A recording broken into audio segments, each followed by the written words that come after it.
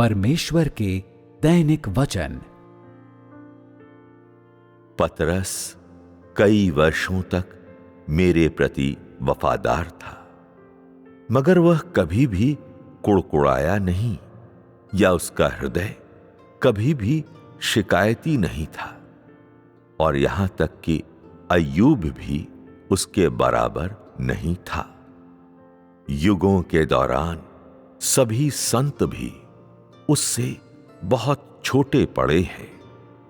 उसने न केवल मेरे बारे में ज्ञान की खोज की, बल्कि उसे उस समय के दौरान मेरे बारे में पता चला जब शैतान अपनी धोखेबाज योजनाओं को चला रहा था।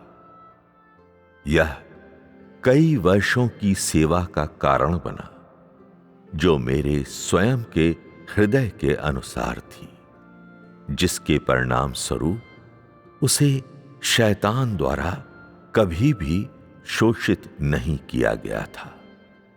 पतरस अय्यूब के विश्वास को अमल में लाया, मगर वह उसकी कमियों को भी स्पष्ट रूप से महसूस करता था।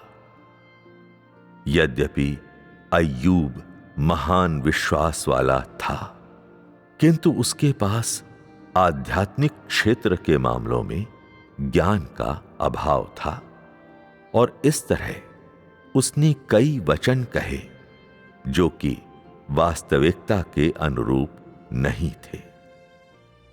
यह दर्शाता है कि उसका ज्ञान अभी भी उथला था और पूर्ण बनाए जाने में अक्षम था, और इसलिए पतरस हमेशा आत्मा की समझ को पाने के लिए ताकता था और हमेशा आध्यात्मिक क्षेत्र की गतिशीलता को देखने पर ध्यान केंद्रित करता था।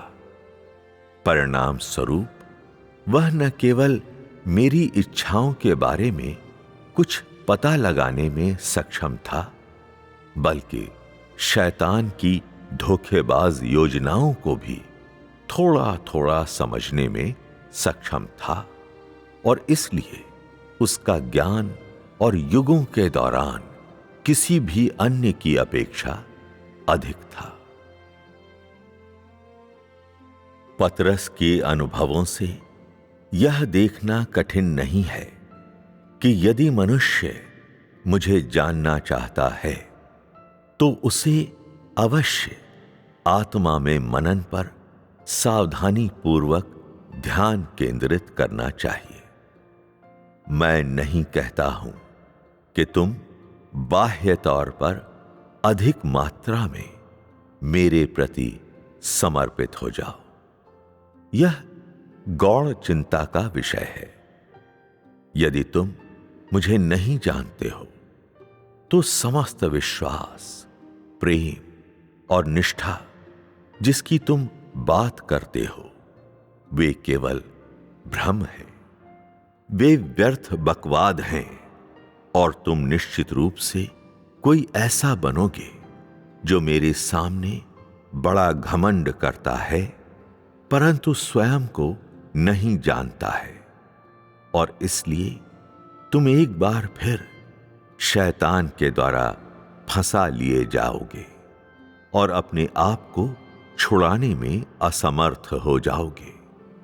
तुम तबाही के पुत्र बन जाओगे और विनाश की वस्तु बन जाओगे। परंतु यदि तुम मेरे वचनों के प्रति उदासीन और उनकी परवाह नहीं करने वाले हो तो तुम निसंदेह मेरा विरोध करते हो। यह सत्य है, और तुम बहुत सी और विभिन्न आत्माओं को जो मेरे द्वारा ताड़ित की जाती हैं, आध्यात्मिक क्षेत्र के द्वार के माध्यम से देखकर अच्छा करोगे। उनमें से कौन निष्क्रिय और परवाह नहीं करने वाले और मेरे वचनों के प्रति असहमत नहीं थे? उनमें से कौन मेरे वचनों के प्रति दोषदर्शी नहीं थे? उनमें से किन्होंने मेरे वचनों से कुछ ऐसा प्राप्त करने की कोशिश नहीं की जिससे दूसरों को नुकसान पहुंचाया जाए? उनमें से किन्होंने स्वयं को बचाने के लिए मेरे वचनों का एक रक्षात्मक हथियार की तरह उपयोग नहीं किया? उन्होंने मेरे वचनों के माध्यम से मेरे बारे में ज्ञान को नहीं खोजा, बल्कि उन्हें केवल खेलने के लिए खिलौनों की तरह उपयोग किया। इसमें क्या उन्होंने सीधे मेरा विरोध नहीं किया? मेरे वचन कौन है? मेरा आत्मा कौन है? कितनी ही बार मैंने ऐसे वचनों को तुम लोगों के समक्ष रखा है, फिर भी क्या कभी भी तुम लोगों के दृष्टिबोध उच्चतर और स्पष्ट रहे हैं? क्या तुम लोगों का अनुभव कभी वास्तविक रहा है? मैं तुम लोगों को एक बार फिर से याद दिलाता हूं, यदि तुम लोग मेरे वचनों को नहीं जानते हो, उन्हें स्वीकार नहीं करते हो और उन्हें अभ्यास में नहीं लाते हो, तो तुम अपरिहार्य रूप से मेरी ताड़ना की वस्तु बन जाओगे।